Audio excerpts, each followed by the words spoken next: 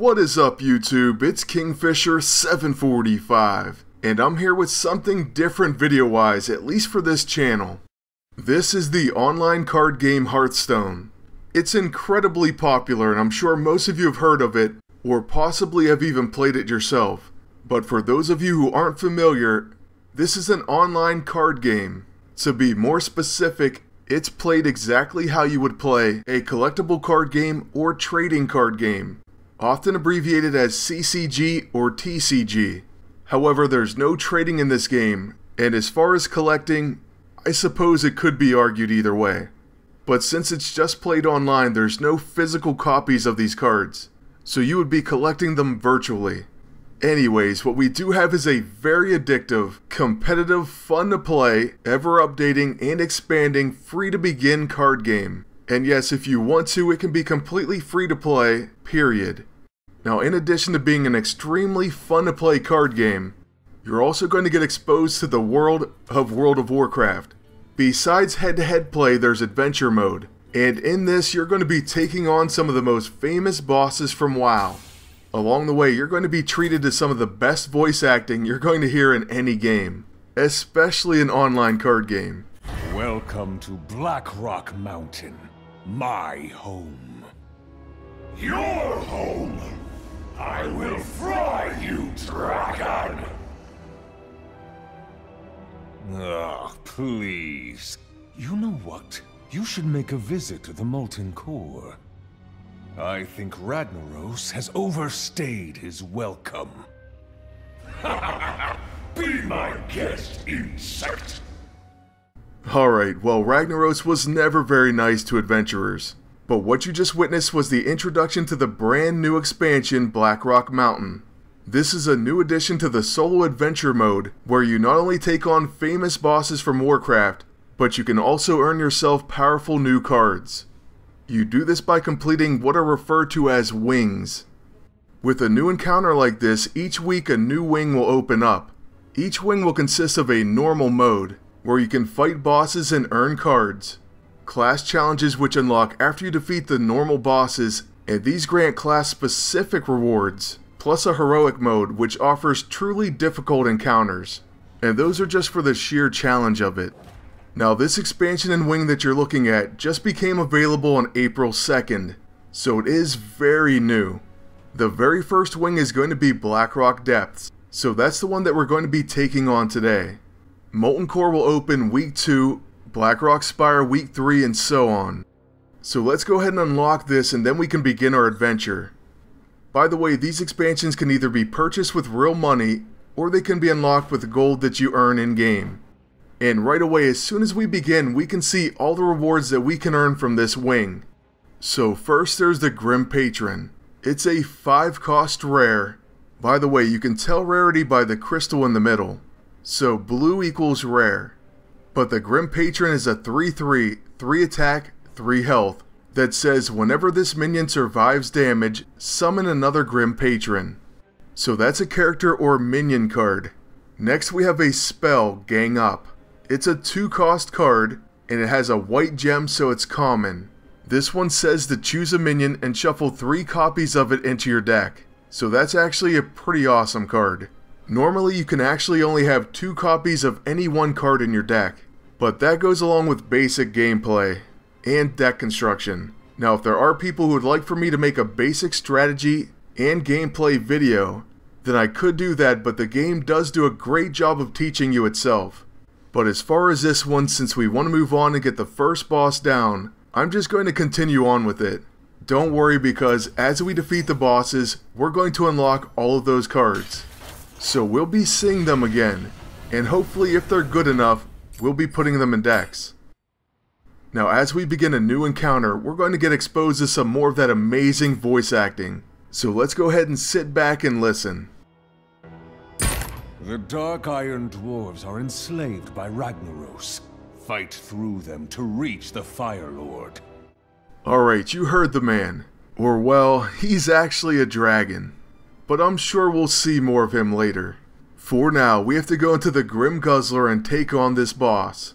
Before you can crush Ragnaros, you'll need to defeat these unruly dwarves, and his power is actually Pile On. For 0 cost, put a minion from each deck into the battlefield.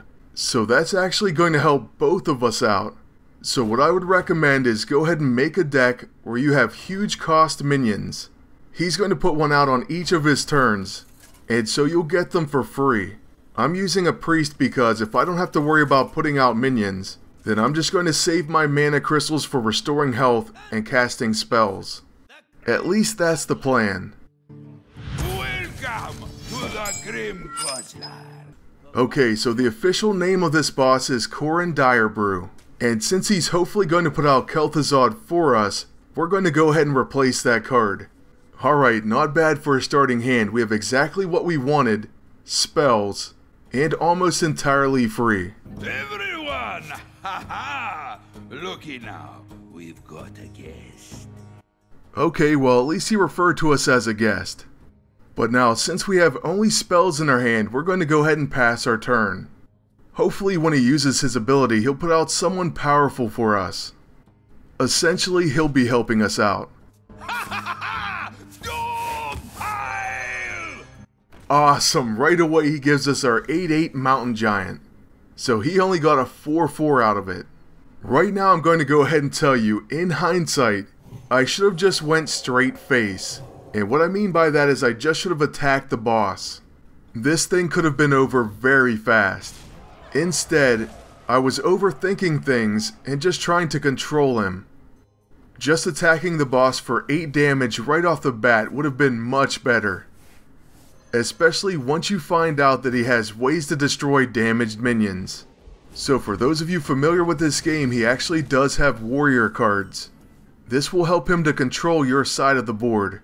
So, if you've made your deck with huge minions, then when he puts them out, put them to good use and just attack him straight up. You will make things a lot easier on yourself. And trust me, you'll finish this battle very quickly.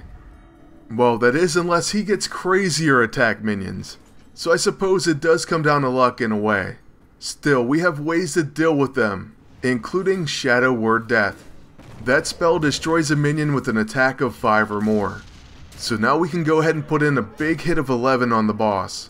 If we would have just hit him earlier, then he would be pretty close to around 10 health by now. You could definitely argue I could have attacked him straight up this entire time, and just let him worry about controlling me. So here's another really annoying card when it's played against you, and that's Brawl. Destroy all minions except one, chosen randomly.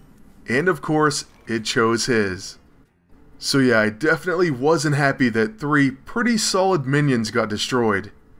But because of that, there's really nothing that we can do right now. And we don't even need to heal yet, so we might as well just pass. Here's hoping we get a better minion than him with his power.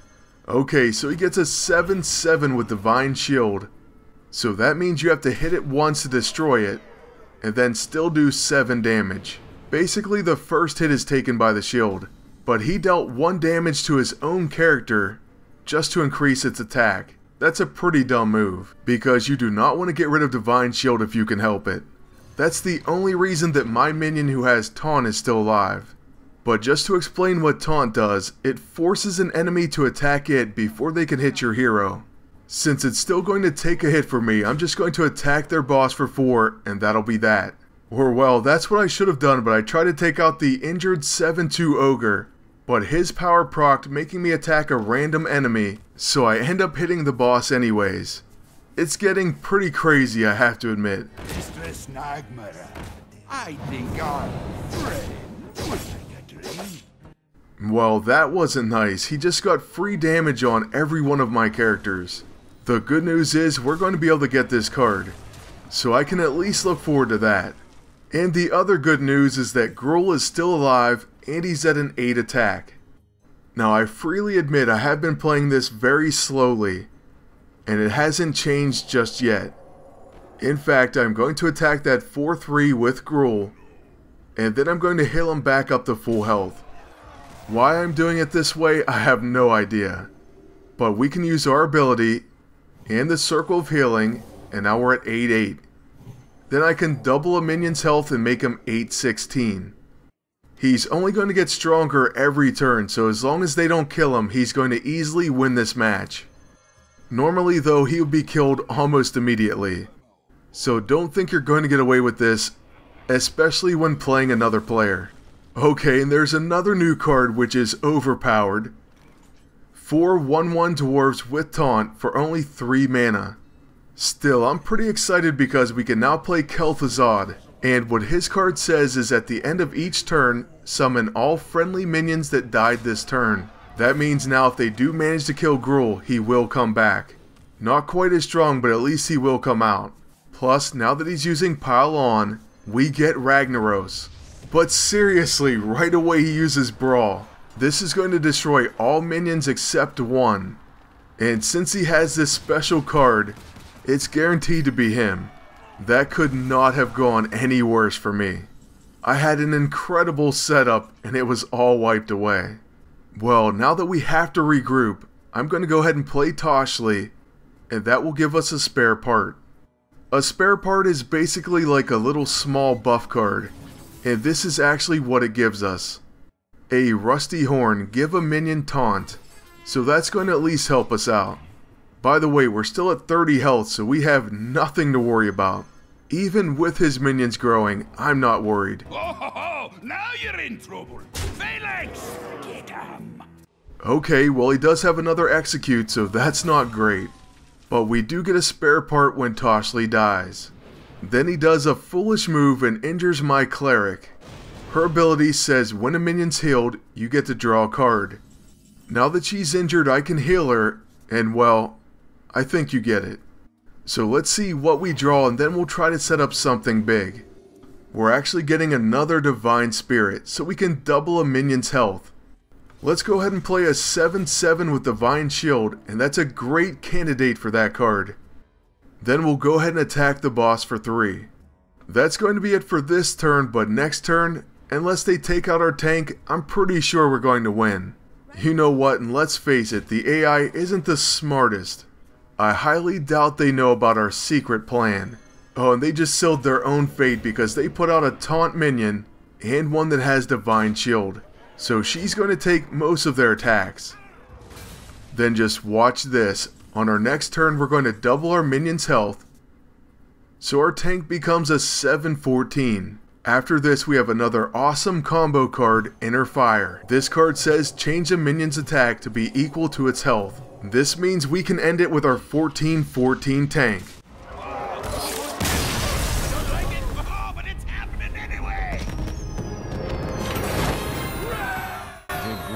Guzzler.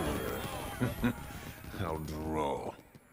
So with that, we have the first boss down, and we are rewarded with 2 times Grim Patron. What this means is we now have this card in our collection, and we can add it to any decks we want. The question is, will it be useful? And we'll just have to see about that in the future. I do have a few things that I would like to try out. But other than that, we're now going to unlock the second boss in the wing, and that's where we'll pick up next time. For now, I want to thank you all for watching, and ask you to please like, comment, and subscribe. Then until next time, good luck, and take care.